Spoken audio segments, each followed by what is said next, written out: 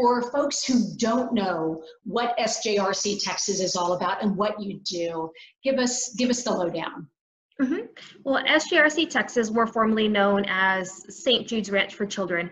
And for over 35 years, we've helped children who have been abused, abandoned, neglected, and they're in the foster care system.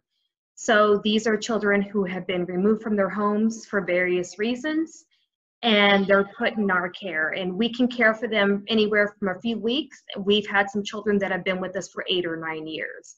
So we are their home. We care for their needs 24/7. And we truly just help them to heal from any trauma that they may have experienced.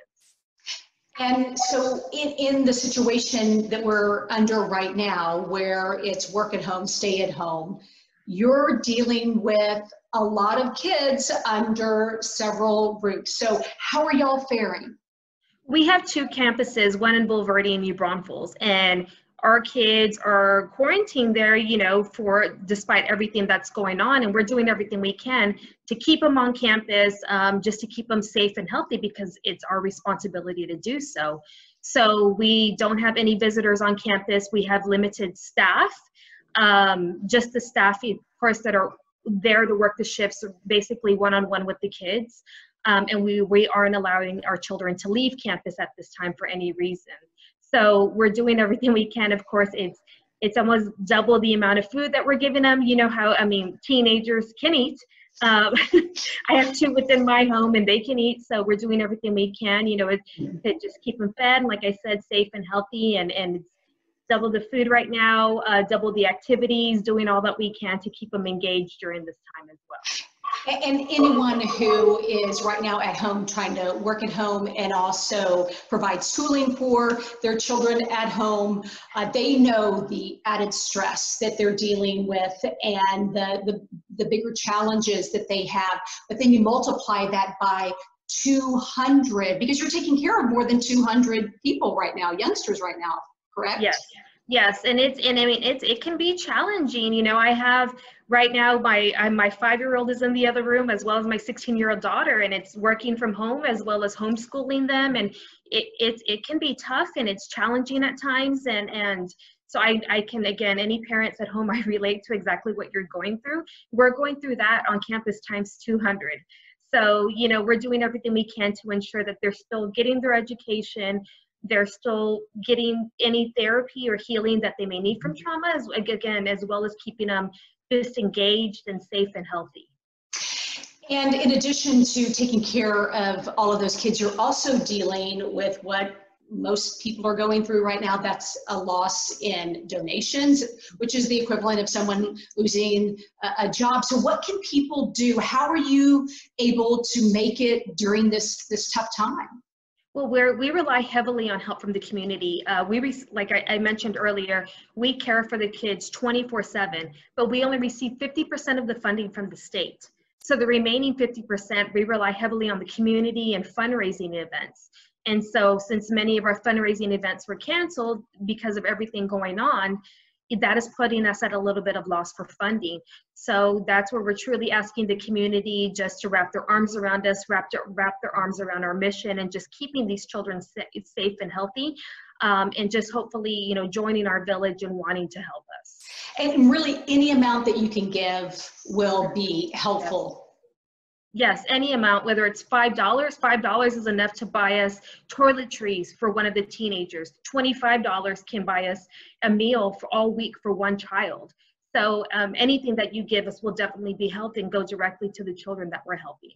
And it's very easy to donate. I know there's a button right on the front page of your website. Take people through how that works. Sure. Anyone who would like to get involved or donate to us, they can go to our website at sjrctexas.org, and there is a large donate button, as you mentioned, right on the screen. So they can go to donate now, and that'll go directly to our donations for monetary donations. It'll go directly to our children, or there's another wish list that we've created to help us during this time and help us to keep the children engaged and with any needs that we have. So explain how the Amazon wish list works. Basically, you get to satisfy your need for shopping, right? And then it goes directly to you? Exactly, exactly. So anybody right now who is bored and wants to shop, I know I've been doing it. They can just go to Amazon, go to our Amazon link, and it's going to help our children directly. There's a lot of items on there. There are activities to keep them busy. There's items on there to help them with their therapy, and just essential items, that everyday items that we need.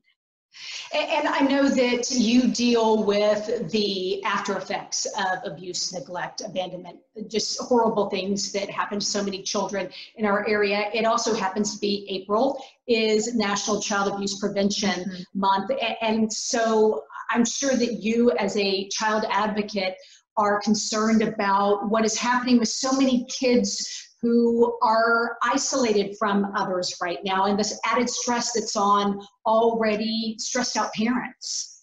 Exactly. I mean, as you mentioned, April is Child Abuse Prevention Month, and it is a little bit frightening because we're with our children 24/7, and it's stressful. The parents are stressed because we have our concerns with our jobs and just our health, everything going on, and then to that we have our kids here with us, and they're stressed out on as well. So unfortunately, we're just nervous that the rates for child abuse are going to skyrocket. So we're just hoping the community knows that there are resources out there. We have one program, the PAT program, which is the Parents as Teachers program, and it's essentially a program where we have staff members that, well, originally they would go into your homes, but right now we can talk, we can have phone conversations with parents, we can have Zoom interviews and conversations with parents just to help them with the whole parenting process. And all of our PAT staff are standing by waiting to help the community. This is open to anyone, correct? This is not someone who's already in the system or has had a child removed. We're talking about parents who are just at their breaking point, who need some help.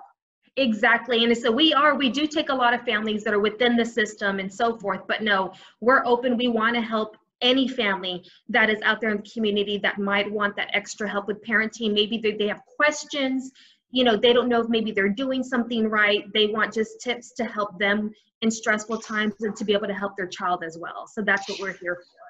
And sometimes it's just one phone call, right? It's just having someone who can help you get through that really tough time you're going through. Sure, it can be anything from one phone call with a few tips all the way up until, a long-term program. So we'll just, speak with the family, see essentially what they need, and be here to help them, to help them in any way that we can. Again, that's called Parents as Teachers program. Exactly. And you've got all of the information on your website as well. Sorry about that, my dog barking there. Once we get through the pandemic and we start to resume I don't know if we'll ever be normal again, but our regular lives again, how can people get involved and help with the foster kids that you're taking care of? There's so many ways that they can get involved, whether it's a person who works with a company or organization, have volunteer days. We welcome you to come on to one of our campuses and have a volunteer day. If you're with a church group and you want to come on one of our campuses, just have a one-day barbecue with our kids, we welcome that. We have one-on-one mentorships, which we need mentors. We have so many teenagers on campus, and a few of them, many of them are going to be 18 in a year or two. So they need that mentor who will be with them beyond, the ages of being in the foster care system. And if someone who's hearing something that says, hey, I can be a mentor, or I can do one celebration for a group of kids, or maybe I want to do a birthday party for one of the children out there, what can they do now to get prepared for that? What I would advise them to do is go to our website, again, sjrctexas.org. There's a whole tab dedicated to volunteering. And they can get in touch with Lacey Bird, who's our volunteer community outreach coordinator, and she can talk you through the entire process right now. If you want to be a one-on-one mentor, there is some paperwork because, of course, for the safety of our children, you can get started with that right now. So that way you can be cleared and ready to go. So when we begin resuming, our normal everyday activities. That's fantastic. Anything else that you want people to know about how you're doing right now, the need that you have, and how people can help? Because one silver lining to this pandemic is so many people want to help, they just don't know how. Mhm. Yeah, all I would advise you to do is please just go on our website, become involved, go to our social media pages, and just get to know our organization. And you can come on campus and get to know the children that we care for. So many children need good influences in their lives, and now is the perfect time for you to get involved, whether it's donating monetary wise, donating through our Amazon wish list, and then again being able to come on campus and making a difference in person once we can resume activities. Another thing I forgot to mention is we also have a child placing agency where we work with families interested in fostering or adopting. So any families that maybe have it within their heart to foster or adopt, please go to our website to find out more information. Because you can start that process right now. That hasn't been changed. Exactly. You can start that process now. Go to our website. One of our staff members from the CPA, which is the Child Placing Agency, will call you. And again, you can start that paperwork right now. Oh, that's fantastic. Well, I'm hoping for the best for you and everyone who's working so hard to take care of the more than 200, I know they're young children, and then you've got teenagers that you're working with, moms who are pregnant, want to keep their babies. You have a place for them. It's just amazing what you do.